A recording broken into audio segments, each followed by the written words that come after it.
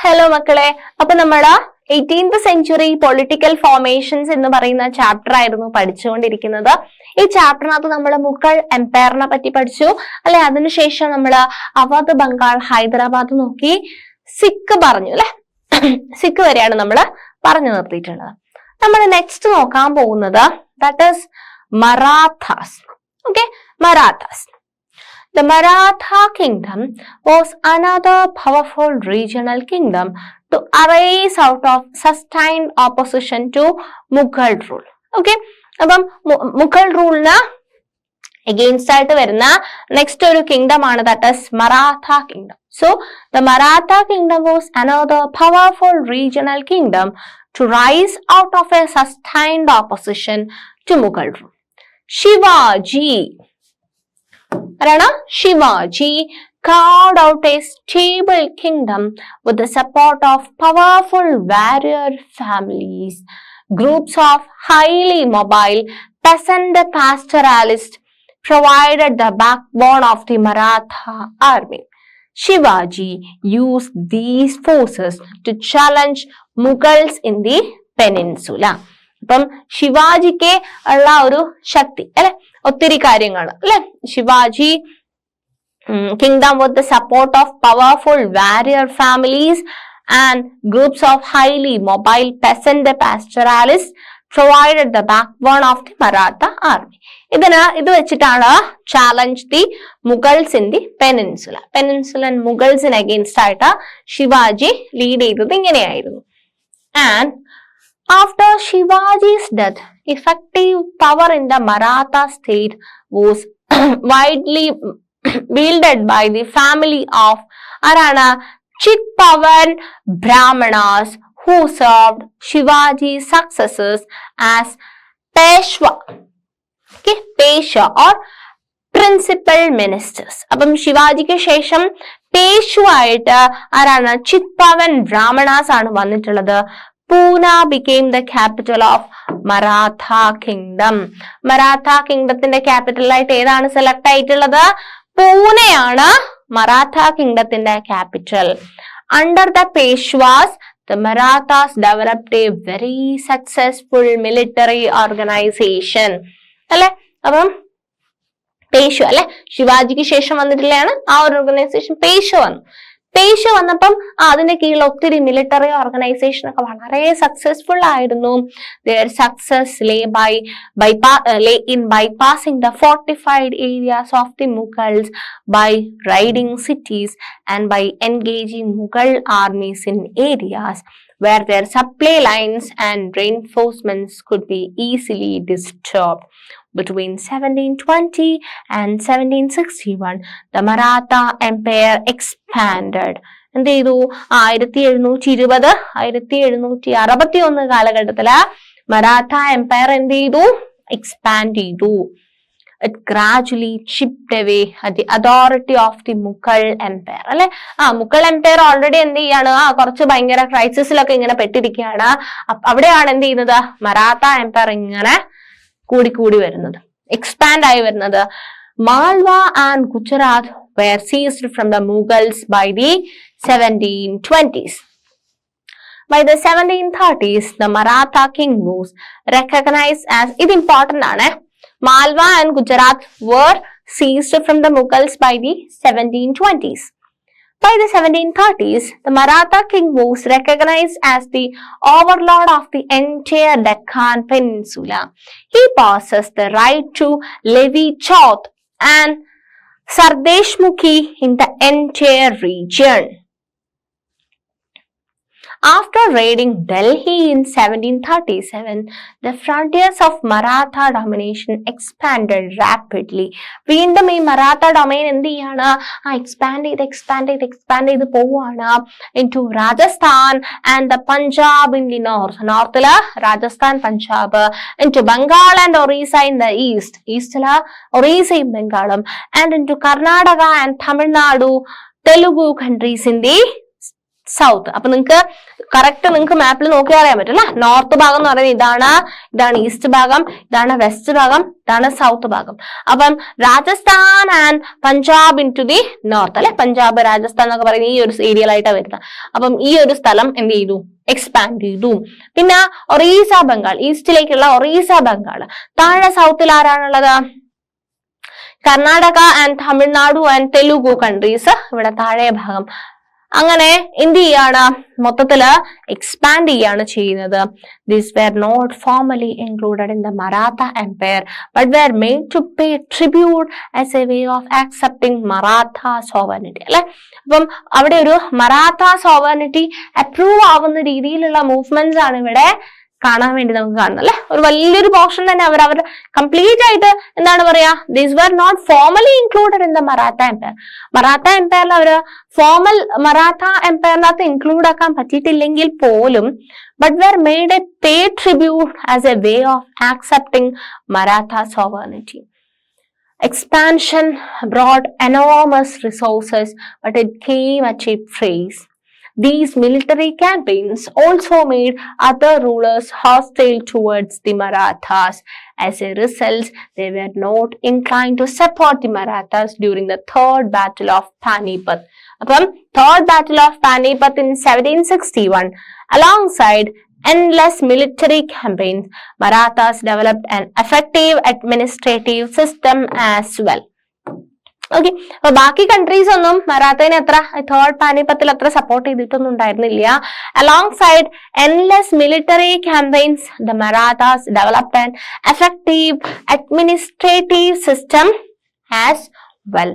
Once conquest had been completed and Maratha rule was secure, revenue demands were gradually introduced, taking local conditions into account. അപ്പം secure ആയതിനു ശേഷം, rule secure ആയതിനു ശേഷം revenue demands were gradually introduce അല്ലെ. Revenue demands ഒക്കെ പിന്നീട് ചെറുതായി introduce ചെയ്യാൻ തുടങ്ങി. Agriculture was encouraged and trade revived.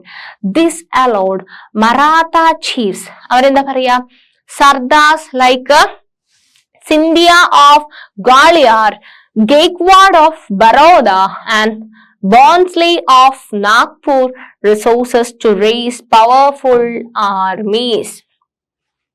Maratha campaigns into Malwa in the 1720s did not challenge the growth and prosperity of the cities of the region.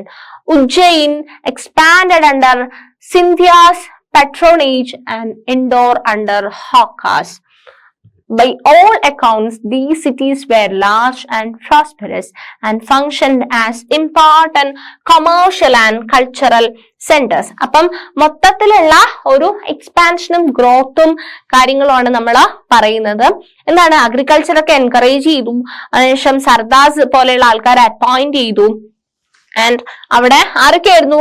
Scindia of Gwalior, Gaekwad of Baroda and Bhonsle of Nagpur, resources to raise powerful armies. Maratha campaigns into Malwa in 1720s did not challenge the growth and prosperities of the cities in this region. Okay, so new trade routes emerged within the areas controlled by the Marathas.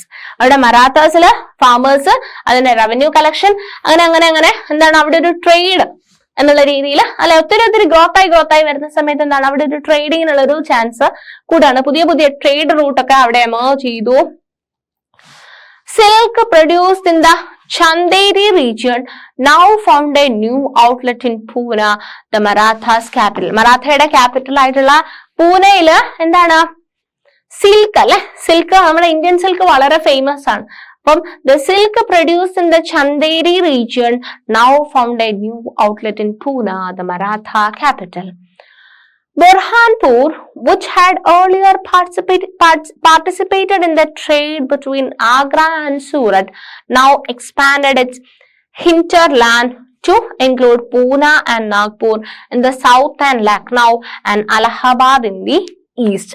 എന്താ ഉദ്ദേശിക്കുന്നത് എന്താന്ന് പറഞ്ഞു കഴിഞ്ഞാല് ഇവിടെ മറാത്തയിൽ ഉണ്ടായിട്ടുള്ള എന്താണ് ട്രേഡിന്റെ expansion ആണ് ഉദ്ദേശിക്കുന്നത്. ട്രേഡ് എക്സ്പാൻഷൻ അല്ലെ. സിൽക്കിന്റെ ഒരു മെയിൻ ആയിട്ടുള്ള ഒരു സെന്റർ ആയിട്ട് പൂന, ക്യാപിറ്റൽ ഓഫ് മറാത്ത വന്നു. അതുപോലെ തന്നെ ബുർഹാൻപൂർ എന്ന് പറയുന്നത് trade between Agra and Surat. അത് ആഗ്രയും സൂററ്റും തമ്മിലുള്ള ട്രേഡ് അത് പിന്നീട് മറാത്തൻ പൂനെയിലേക്ക് എന്ത് ചെയ്തു, മറാത്തൻ ക്യാപിറ്റൽ ആയിട്ടുള്ള പൂനെയിലേക്കും എക്സ്പാൻഡ് ചെയ്തു. ഓക്കെ, നെക്സ്റ്റ് നമ്മൾ നോക്കുന്നത് the Jats. Okay, the Jats. So, like the other states, the Jats consolidated their powers during the late 17th and 18th centuries. അപ്പൊ നമ്മൾ സിഖ് നോക്കി, മറാത്ത നോക്കി, നെക്സ്റ്റ് നോക്കുന്നത് Jats ആണ്. Okay, like the other states, the Jats consolidated their powers during the late 17th and 18th century under their leader. ആരായിരുന്നു leader? Churaman. ആരാണ്? Churaman. They acquired control over territories situated to the west of the city of Delhi, and by the 1680s they had begun dominating the region between the two imperial cities of Delhi and Agra. അവരവരുടെ territories expand ചെയ്യുന്ന കാര്യമാണ് the ജാട്സ് അല്ലെ. So എന്താണ്? They acquired control over territory situated to the west of the city of Delhi. അല്ലെ, west of the city. Delhi സിറ്റിയുടെ west പോർഷനിലുള്ള ഭാഗം അവരെടുത്തു. And by the 1618s, they began dominating the region between the two imperial cities of Delhi and Agra. For a while, they became the virtual custodians of the city of Agra. The Jats were prosperous agriculturist. Jats എന്ന് പറയുന്നത് ശരിക്കും പറഞ്ഞു കഴിഞ്ഞാൽ ഈ കൃഷിയുമായിട്ട് ബന്ധപ്പെട്ട അല്ലെ prosperous ആയിട്ടുള്ള അഗ്രികൾച്ചറലിസ്റ്റിന്റെ ഒരു കൂട്ടമാണ്. Okay, the Jats were prosperous agriculturists, and towns like Panipat and Ballabgarh became important trading centers in the areas dominated by them. Under Suraj Mal, the kingdom of Bharatpur emerged as a strong state. അപ്പം സൂരജ് മാൽ കീഴിൽ എന്ത് ചെയ്തു? ഭാരത്പൂർ എന്ന് പറയുന്ന ഒരു kingdom emerge ചെയ്തു as A strong state. When Nadir Shah sacked Delhi in 739, many of the city's notables took refuge there. His son Jawahir Shah had 30,000 troops of his own and hired another 20,000 Maratha and 15,000 Sikh troops to fight the Mughals. Okay, അപ്പം Nadir Shah and his son Jawahir Shah had 30,000 troops of his sons, എന്നിട്ട് അവർ 20,000 Maratha and 15,000 Sikh ട്രൂപ്സിനെയും മുഗൾസിന് against അല്ലെ. മറാത്തയും Sikhs ഒക്കെ already മുഗൾസിന് against ആയിട്ട് നിൽക്കുന്ന ആൾക്കാരാണ്. While the Bharatpur fort was built in a fairly traditional style, the Jat built an elaborate garden palace combining styles seen at Amber and Agra. അല്ലെ, amber Agra സ്റ്റൈലുള്ള കാര്യങ്ങളൊക്കെ എന്ത് ചെയ്യാണ്? Built an elaborate garden palace. Its buildings were modeled on architectural forms first associated with royalty under Shah Jahan. Next, അപ്പൊ ഇത്രയാണ് നമുക്ക് ഈ ഒരു ചാപ്റ്ററിൽ ശരിക്കും പറഞ്ഞാൽ പഠിക്കാനുള്ളത്. ഇനി നമുക്ക് നോക്കാനുള്ളത് ഫ്രഞ്ച് റവല്യൂഷന്റെ ചെറിയൊരു പോർഷൻ ആണ്. ഫ്രഞ്ച് റവല്യൂഷനും നമ്മുടെ കാര്യങ്ങളുമായിട്ടൊന്ന് ലിങ്ക് ചെയ്യാൻ പറ്റുന്നുണ്ടോ നിങ്ങൾ നോക്കിയാൽ മതി. ഓക്കെ, ഫ്രഞ്ച് റവല്യൂഷൻ 1789 to 1794 ആണ് ഫ്രഞ്ച് റവല്യൂഷന്റെ ഒരു French revolution. Okay, in the various state systems of 18th century India, the common people did not enjoy the right to participate in the affairs of the government. In the Western world, this was situated until the late 18th century. The Americans and French revolutions challenged the social and political privileges enjoyed by the aristocrats.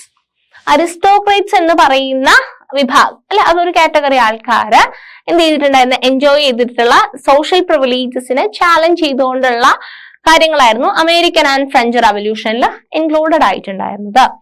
During the French revolution, the middle classed ആയിട്ടുള്ള poets, artisans fought against the special rights enjoyed by the clergy and the nobility. അപ്പൊ അവര് middle class ആയിട്ടുള്ള ആൾക്കാർ, ആർട്ടിഷ്യൻസ്, poets ഒക്കെ അല്ലെ, അരിസ്റ്റോക്രേറ്റ്സിന് against ആയിട്ടുള്ള ഒരു movement ആണ് ഫ്രഞ്ച് റവല്യൂഷനിൽ നമുക്ക് കാണാൻ വേണ്ടിയിട്ട് പറ്റുക.